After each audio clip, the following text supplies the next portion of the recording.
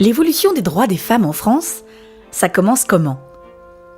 Au début, la femme de Cro-Magnon s'occupait de la grotte, du feu et des enfants, pendant que son homme partait chasser le mammouth.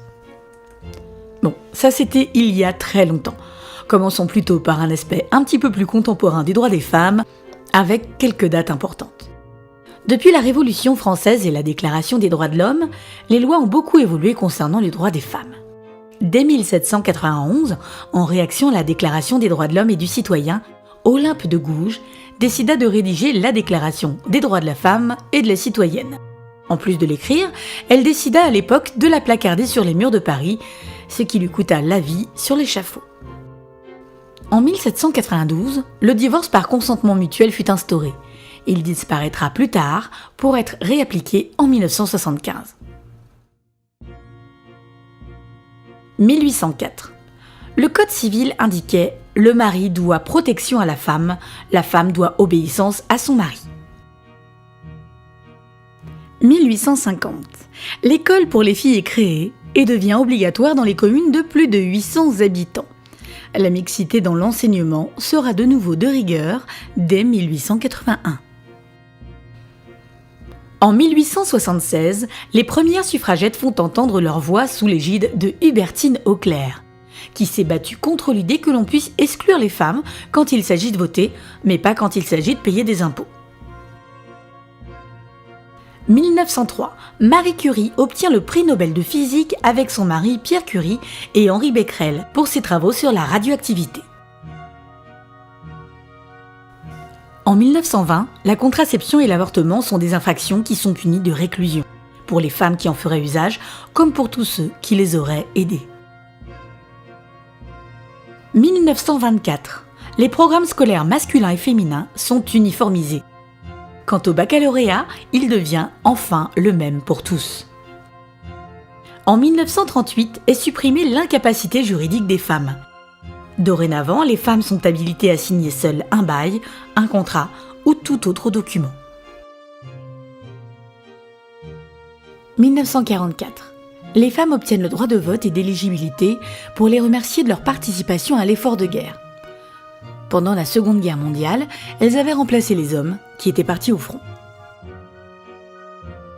1946. La notion de salaire féminin est supprimée.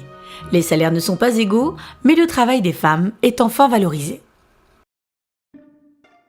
Dès 1965, une femme a le droit de travailler sans l'autorisation de son mari et d'ouvrir son propre compte en banque, ce qui n'était pas encore le cas. 1967. La loi Neuwirth autorise l'accès à la contraception aux femmes. Celle-ci est dépénalisée. 1970. Une loi décrète que les deux parents jouissent de la même autorité parentale. À partir de 1993, qu'ils soient divorcés, séparés ou concubins, ces droits restent les mêmes. 1972. Reconnaissance du principe à travail égal, salaire égal, qui sera appuyé par la suite en 2006 avec la loi sur l'égalité salariale.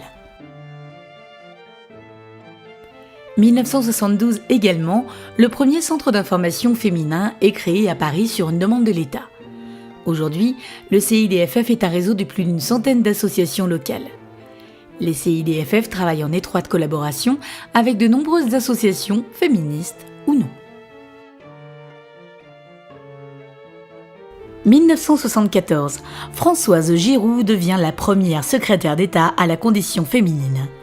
Entre juillet 1974 et août 1976, elle lance 100 mesures en faveur des femmes. En 1975, le premier refuge pour femmes battues est ouvert à Clichy. Il porte le nom de Flora Tristan, l'une des initiatrices du féminisme en France au XIXe siècle. Toujours en 1975, la loi Veil sur l'IVG voit le jour.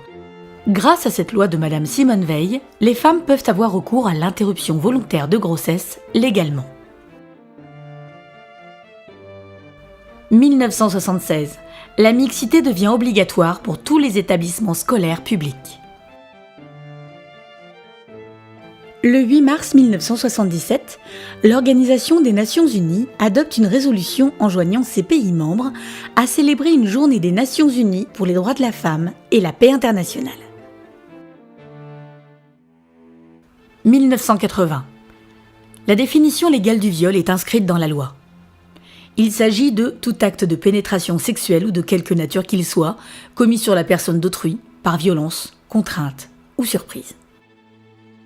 En 1980 également, Marguerite Yourcenar est la première femme élue à l'Académie française. 1981. Yvette Roudy devient la première ministre d'État. C'est à elle que l'on doit l'égalité professionnelle homme-femme en 1983. 1982. L'interruption volontaire de grossesse est à présent remboursée par la Sécurité sociale. 1984. Le congé parental devient accessible à chacun des parents. En 1985, la loi du 23 décembre accorde aux époux la gestion commune des biens de la communauté et supprime toute référence au mari ou à la femme pour bien marquer l'égalité entre les époux. 1992. Édith Cresson devient la première femme Premier ministre. Elle le restera 11 mois. En 1992, la loi reconnaît aussi les violences aggravées si celles-ci sont commises par le conjoint ou concubin. Des sanctions sont aggravées. 1992 toujours, le harcèlement sexuel dans les relations de travail est légalement sanctionné. En 2012, une nouvelle loi revient sur la définition de harcèlement sexuel et l'étend à toute situation, même hors travail. 1993. Toute entrave à l'accès à l'interruption volontaire de grossesse est dorénavant sanctionnée. 1999. Le Pacs voit le jour. Le pacte civil de solidarité est, avec le mariage civil, l'une des deux formes d'union civile du droit français. En 1999 également, l'Assemblée générale de l'Organisation des Nations Unies a proclamé le 25 novembre Journée internationale pour l'élimination de la violence contre les femmes. En 2000 encore, une convention réunissant plusieurs ministères est signée le 25 février afin de mettre en œuvre une politique globale d'égalité des chances entre les filles et les garçons, les femmes et les hommes dans le système éducatif. Cette loi cible plus précisément l'orientation et la mixité professionnelle, le respect mutuel et l'égalité entre les sexes. En l'an 2000, la première loi sur la parité politique est promulguée. Dorénavant, les partis qui ne présenteront pas 50% de candidats de chaque sexe devront payer une amende. En 2002, la possibilité de garde alternée pour les enfants de couples séparés ou divorcés est légiférée. Elle est possible d'un commun accord des parents ou sur décision du juge. Depuis 2002, il est possible pour un enfant de porter le nom de ses deux parents. Même si cela se sait peu, lors d'un mariage, aucune loi n'a jamais obligé une femme à prendre le nom de son mari. Porter le nom de son mari a toujours été un usage et non une obligation légale. Et c'est en 2002 également qu'a été rendu possible le congé paternité. En 2003, création de la loi instaurant la PAJE, aidant à la garde des enfants en âge préscolaire pendant le travail des parents et permettant ainsi l'accès plus simple à l'emploi pour ces parents. Depuis 2004 existe légalement la possibilité d'éviction du conjoint violent du domicile conjugal.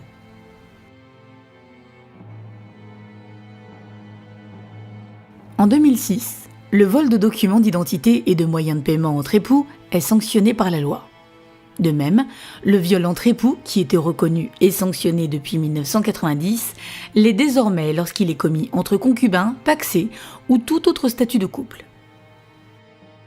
Et c'est en 2006 également qu'est introduite la notion de respect dans les obligations du mariage. En 2006 encore, les filles comme les garçons ont le droit de se marier à partir de 18 ans. En 2012, une loi est créée pour reconnaître spécifiquement la violence au sein des couples et son incidence sur les enfants.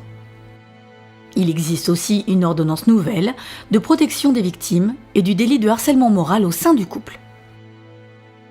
Depuis 2011, les entreprises qui ne respectent pas l'égalité professionnelle peuvent subir une pénalité financière.